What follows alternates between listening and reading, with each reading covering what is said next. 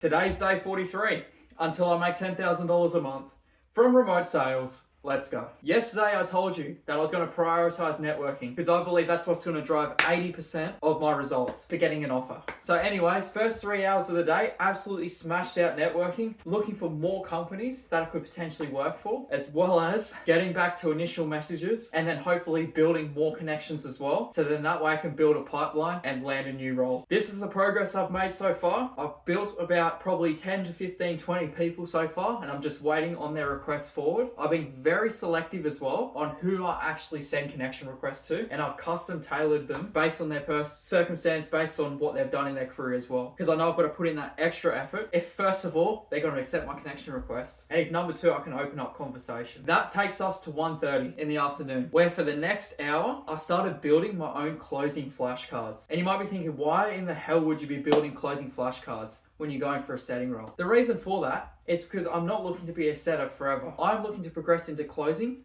as soon as I possibly can. And Connor, my mentor, has built a 6-week basic program that he wished he would have had if he started out closing with all his 6 years of experience. So we went through week 1, which was yesterday's call recording that went for about an hour. And he went through week ones essentially, I can't even speak, foundations of exactly what's needed to learn for the first week, which includes understanding the format and the 7 stages of a closing call and what each of the objectives are in each of the parts of the sales call. Now that brings us to about 2:30, where I had something to eat and smashed a workout. Right after I came back, while I was actually riding home from the gym, I was actually reflecting on my networking approach and the results I've been getting. And I've been thinking to myself, should I actually open myself up to US-based opportunities instead of just dialing down and just focusing on Australian-based opportunities? And you got to think about, if I'm earning a USD, on top of the fact that there are bigger, better companies and offers out there in the US, and there's so many more, I've